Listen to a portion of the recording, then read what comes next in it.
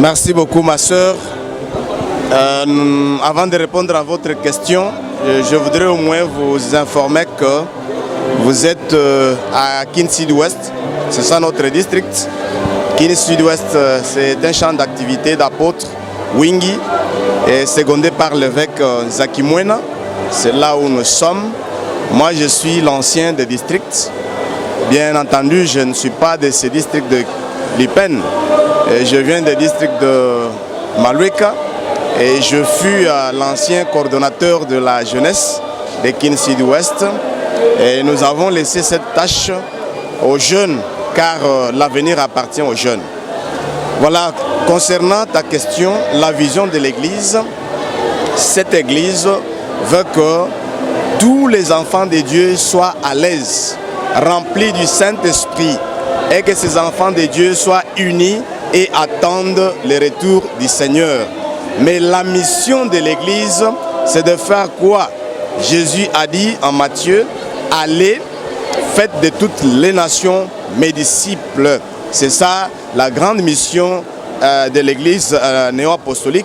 Et après avoir prêché le gens pour devenir chrétiens, les apôtres ont eu mandat de baptiser d'eau et d'esprit. Voilà, d'accompagner ces âmes jusqu'au retour du Seigneur. Voilà, dans l'Église néo-apostolique, c'est Jésus lui-même qui agit à travers ses serviteurs. Nous ne sommes pas indépendants. Nous dépendons de Jésus. Tout ce que nous faisons, c'est par le poussé du Saint-Esprit. Nous venons comme des vases que Jésus utilise pour préparer sa nourriture pour son peuple. Voilà pourquoi nous disons service divin, parce que ce n'est pas l'homme qui fait ça, mais c'est Dieu lui-même qui agit à travers l'autel de grâce. Voilà, lorsque nous venons dans un service divin, la première des choses que nous devons savoir, il y a deux communions. Dieu d'abord veut communier avec les hommes. Donc Dieu vient communier avec les hommes. Il vient pour les bénir, il vient pour les assister. Et les hommes, nous les chrétiens, entre nous, nous communions aussi ensemble. Mais lorsque nous venons dans un service divin, la première des choses, il faut savoir que Dieu a un message à donner à son peuple. Il y a d'abord la prédication. Dans cette prédication, on est en train de renforcer la foi des enfants de Dieu, car la foi vient de ce qu'on entend. Au-delà de ça, la parole de Dieu nous fortifie pour que nous puissions garder notre confiance et attendre avec chaleur le retour du Christ. Dans un service divin, au-delà de ça, nous avons aussi la Sainte Seine. Lorsque nous participons à la Sainte Seine, nous vivifions Jésus. Jésus vit en nous. Et nous commémorons sa mort. Et aussi, nous pensons à notre résurrection. Parce que ceux-là qui participent à la Sainte Seine dignement seront ressuscités au jour du Seigneur. Dans un service divin, il y a aussi le pardon de péché. Je sais que nous sommes des hommes, car le péché, nous respirons le péché, nous regardons le péché, mais par la grâce de Dieu, comme Jésus est mort pour les hommes, lorsque nous venons dans un service divin, il y a les serviteurs mandatés qui proclament le pardon de péché. Et celui qui est venu avec son cœur repentant, cette proclamation efface ses péchés charnels. Nous avons donné la définition très simple que l'amour signifie reniement de soi. Si vous voulez présenter votre amour envers son prochain, vous devez d'abord vous refuser vous-même. Refuser vos sentiments. Refuser ce que vous avez comme pouvoir. Donc vous devez vous mettre au service de l'autre. Vous devez considérer l'autre comme l'image de Dieu. Et vous devez faire de l'autre ce qui est bon. Vous devez chercher le bonheur de l'autre. Celui qui cherche le bonheur de l'autre, Dieu lui donne x2. Voilà pourquoi nous avons défini en tant que reniement de soi. Quand on s'aime plus, il est difficile d'aimer l'autre. On doit toujours les condamner. On doit toujours voir ses fautes. On doit toujours voir ses péchés. Or, Jésus n'a pas tenu compte des péchés de l'humanité. Il a pardonné tout le monde. Il n'avait pas de considération. Il a traité tout le monde au même pied d'égalité. C'est ce que on a recommandé aux jeunes de se comporter au modèle de Jésus. Bon, mon impression est celle-ci. Le service divin s'est bien déroulé par la grâce de Dieu. On a vraiment eu beaucoup de choses qu'on n'avait pas dans nos vies actuelles. Aujourd'hui à l'église, on nous a prêché l'amour. L'amour, c'est une bonne chose. Donc, tant que le jeune chrétien de l'église néo-apostolique, nous devions présenter l'amour envers le jeune, envers nos prochains, non seulement dans notre église, même dans la société où nous restons. Par l'enseignement des apôtres, merci d'abord pour la question. L'enseignement des apôtres, c'est au fait l'évangile, la vie de Jésus-Christ. Dans les 4 évangiles, on relate comment est-ce que la promesse était donnée, comment est-ce que la Vierge était grosse, comment est-ce que Jésus est né. Tous les grands actes, sa mort, sa résurrection et son ascension restent là les paroles culminantes qui constituent l'enseignement des apôtres. L'au-delà, au fait, dans l'entité créature de Dieu, Dieu avait créé l'homme en 3 entités, le corps, l'âme et l'esprit. Quant à ce qui concerne l'au-delà, l'au-delà c'est une dimension qui n'est pas loin de nous, mais c'est une dimension où on ne peut pas toucher. Donc ça signifie une dimension immatérielle. Ce n'est pas avec ces corps que nous pouvons comprendre l'au-delà. Ce n'est pas en bas, ce n'est pas en haut, mais c'est juste un aspect où ce corps humain ne peut pas accéder.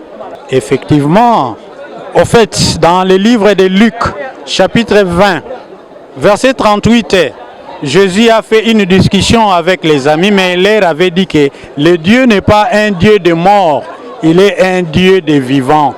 D'ailleurs, dans les derniers extraits, on dit que devant Dieu, tous sont vivants. Nous croyons qu'après la mort physique que nous parlons, quand nous allons perdre cette chair, il y a une vie. Et ceux qui sont là-bas se reconnaissent, parlent. On a évoqué dans le livre de Luc, Jésus-Christ avec ses disciples qui ont vu Moïse et Élie à ses côtés en train de se parler. Donc c'est pour nous édifier, pour comprendre qu'après cette vie terrestre, la vie continue. Normalement, c'est la jeunesse qui devait donner son impression. Mais personnellement, j'ai trouvé que le service divin s'est très bien déroulé. Bien que nous avons un nombre élevé de jeunes dans notre champ apostolique qui est Kinshasa Sud-Ouest, actuellement, nous atteignons plus de 2150 jeunes. Mais compte tenu de la situation actuelle, frappée par la pandémie à coronavirus, raison pour laquelle nous avions voulu à ce qu'il y ait un échantillon représentatif puisse participer à ces services divins. Et on a vu que la participation était bonne, elle était bien sûr massive, mais un calme s'est observé durant le déroulement du service divin. Ça, nous sommes vraiment très contents pour cela. Mon impression, il est tellement positif. La première des choses, je rends grâce à mon Dieu qui a permis à ce que je sois invité à Kin Sud-Ouest. L'impression est bonne. Nous avons été bénis par notre évêque Nzaki Moena qui nous a prêché sur l'amour, le vrai amour. Nous devons partager ensemble les souffrances, partager ensemble la joie avec nos frères et sœurs. Nous avons été bénis en tout et pour tout. Il nous a parlé de bon samaritain, cet homme de Dieu qui a pris de ses biens partagés avec celui qui était en souffrance. C'est ça la parole du jour, c'est ce que nous avons retenu. Merci beaucoup. Le conseil que je vais donner aux jeunes, c'est de ne pas être égoïste. Comme l'exemple que je viens de donner de ce monsieur bon samaritain. Il a pris de ses biens pour partager aux autres. Donc, les jeunes sœurs, les jeunes frères ne doivent pas s'aimer entre eux par un amour de profit, non. Donc, s'aimer dans la joie et s'aimer dans la souffrance. C'est ça un bon conseil que je vais donner. Effectivement, merci d'abord pour la parole. Ce que j'ai beaucoup aimé plus que les services était marqué par 2 éléments essentiels que moi j'ai retenus. Le premier, c'était parti par rapport à l'égocentrisme.